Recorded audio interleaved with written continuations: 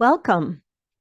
This training has information about 3 aspects of IEPs designed for good outcomes. As you listen and learn, keep in mind that the Individualized Education Program, the IEP, is not the student's curriculum. The IEP is designed to support students with disabilities so they can access their education with support that makes learning opportunities equitable. Let's look at 3 components of an IEP.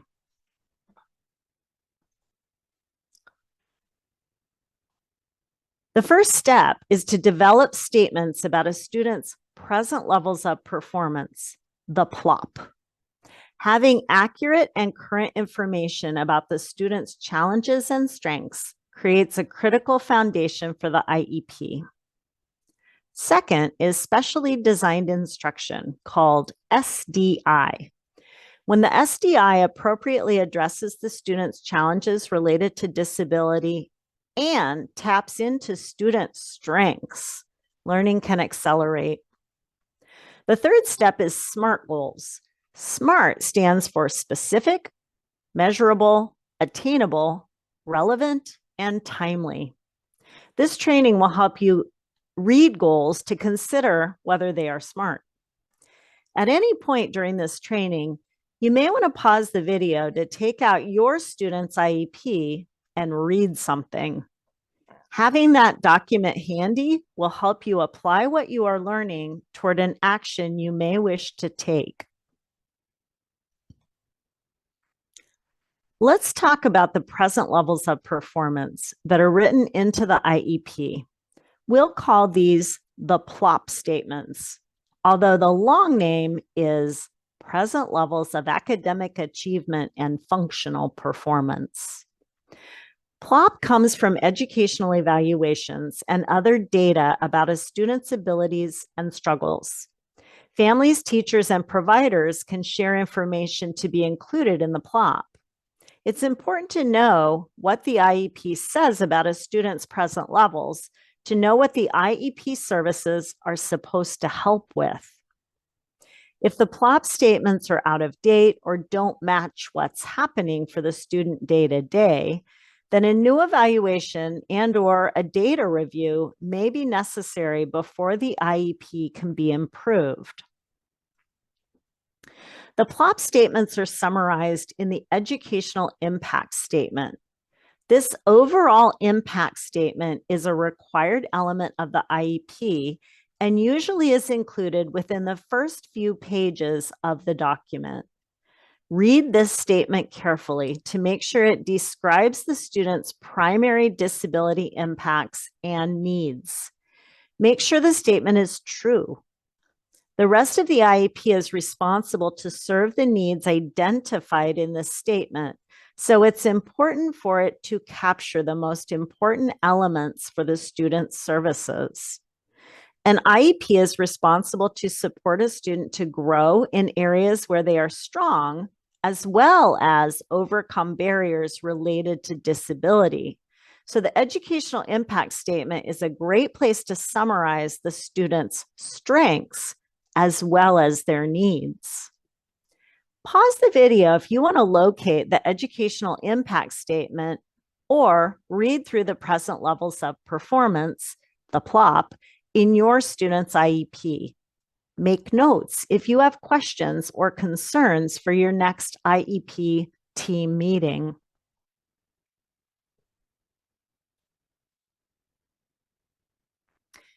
If the present levels of performance are accurate, the next step for the IEP team is to identify the areas where a student will receive specially designed instruction, SDI.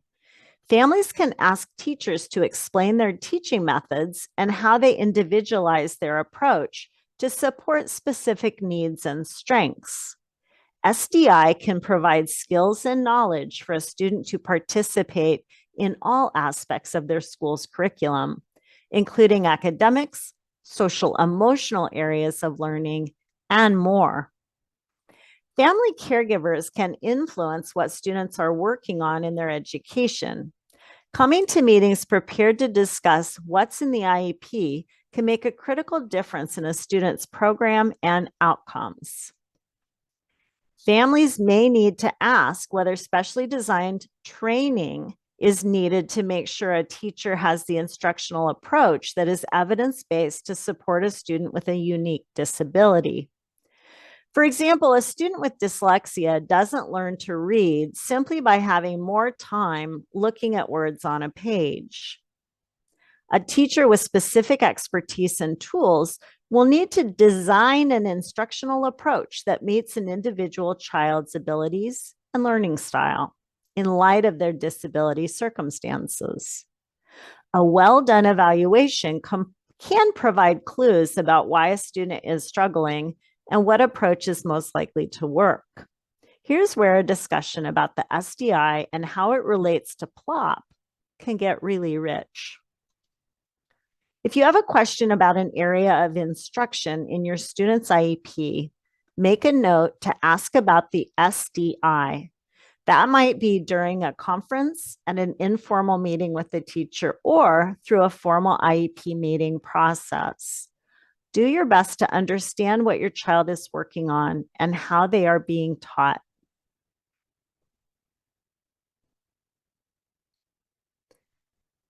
Keep in mind that the need for SDI is the reason a student is eligible for an IEP. Here are the 3 questions asked through the evaluation process. Does the student have a disability? Does the disability adversely impact education? Does the student need specially designed instruction, SDI? When the answer to all 3 questions is yes, then a student is served through an IEP. So, SDI is an important way that the school addresses the disability-related needs that are the reason for the IEP. It's important to understand how the SDI is structured and whether it's working. If the present levels are accurate and well written, and everyone on the IEP team has a good understanding about the SDI, then it's time to consider goal setting. Keep in mind that IEP goals do not replace curriculum. Academic goals should be aligned with grade level standards.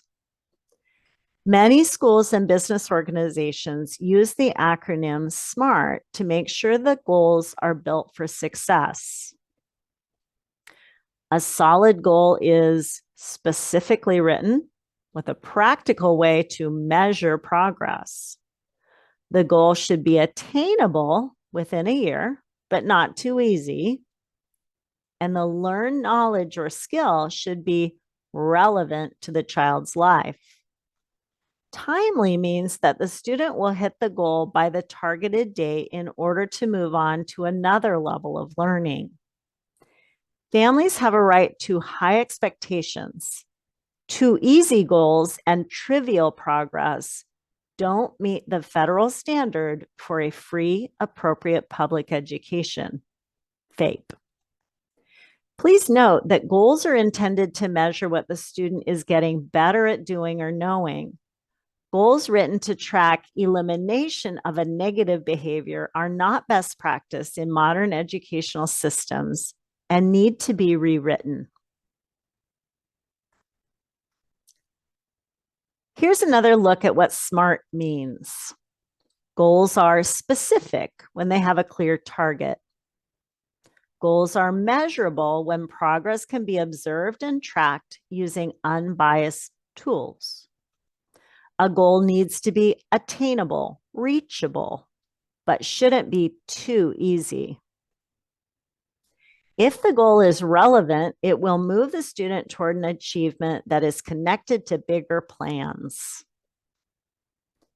A timely goal is one that the student reaches when it's time to write a new goal. If the student gets there early, the team should be ready to set a new goal right away. Now, put on your critical thinking cap because we're going to put these concepts into practice. Here are 2 goals related to social emotional learning and behavior. As I read them aloud, think about which one you think is a smarter goal. Choice A, student will transition from classes calmly, quietly, and appropriately, going from causing hallway disruptions in 4 out of 5 opportunities to only 2 out of 5 opportunities. Here's choice B. Student will use pre-taught strategies and tools, for example, zones of regulation, visual schedule, social story, to identify and manage sensory needs and maintain a calm body to transition successfully between classes from 0 out of 5 opportunities to 4 out of 5 opportunities. The answer I'm looking for is B. Notice how goal A focuses on a negative behavior, not what the student is learning to do instead. Choice B embeds some information about the SDI right into the goal by referencing pre-taught strategies. The student is learning to manage their sensory needs and maintain a calm body. Those are positive skills to be taught and learned. A calm body is observable versus appropriate behavior, which is a subjective judgment rather than something you can see and measure. Here now are 2 versions of an academic goal. Again, please consider which one is smarter. Choice A. When given a reading passage with words that have multiple syllables, student will use pre-taught strategies to chunk the words by syllable and sound out the words, improving ability to decode, read with understanding, from 0 to 5 to 4 out of 5 opportunities. Here's choice B. When reading independently in class, student will complete answers about written content, improving comprehension from 0 to 5 to 4 out of 5 opportunities. This time, the answer I'm looking for is A. Again, this goal embeds some information about the instructional strategy.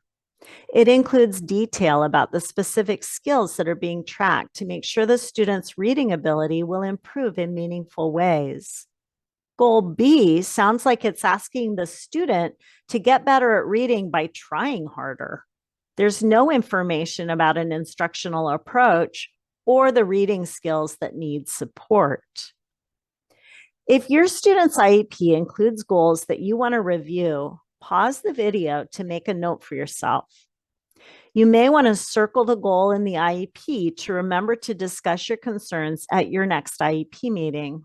Or you may want to request an IEP meeting right away to discuss the topic sooner. Family members don't need to know how to write goals, but they should be able to understand what their children are working on and how the teachers are helping them make progress. This slide shows a picture of children together to remind us that all students are general education students. Keep in mind that the IEP goals are not the student's education, and they don't replace the curriculum.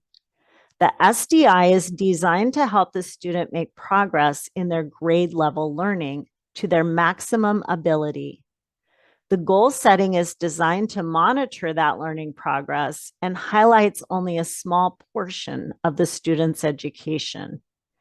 Keeping track of overall progress in learning and general education access is important for the IEP team to continuously watch and discuss. I'll pause so you might think about a goal area that needs work for a student you support. Make a note if you want to remember something you are thinking right now. The next slide provides some specific prompts that might help you organize your questions.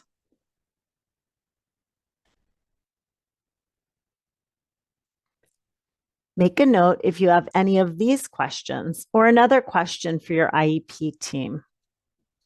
Are the present levels accurate and up to date? Does the IEP team understand the SDI? Are the goals smart? How is progress being measured? Is there a way for family to support progress? What is the plan for school family communication so there aren't any end of year surprises if progress isn't being made? Keep this visual in mind anytime you are building or reviewing an IEP.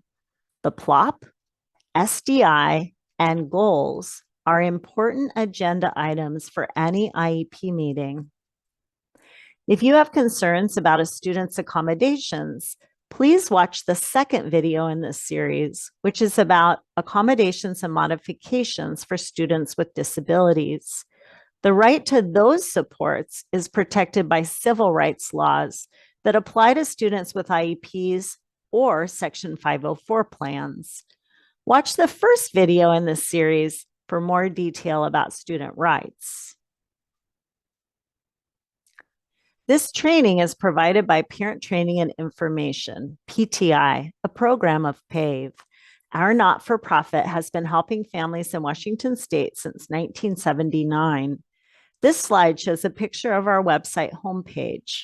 Our address is wapave.org. Students, family members, and professionals can get direct assistance by clicking Get Help, highlighted with the yellow circle.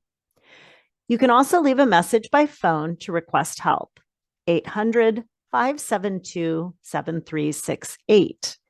We provide language translation options. The teal arrow is pointing to the place on our website to choose a language for reading our articles online. If you need help with the accessibility of any of our resources, please let us know. Pave is not a legal service organization and cannot give legal advice or represent families. PTI's funding comes from a U.S. Department of Education grant, but the U.S. government doesn't review our training materials in order to endorse them. We'd love to know whether this training was helpful for you. On the page where you found the video, there's a link to a short survey. Thank you for sharing your feedback. Please contact us at wapave.org for individualized assistance or further training opportunities.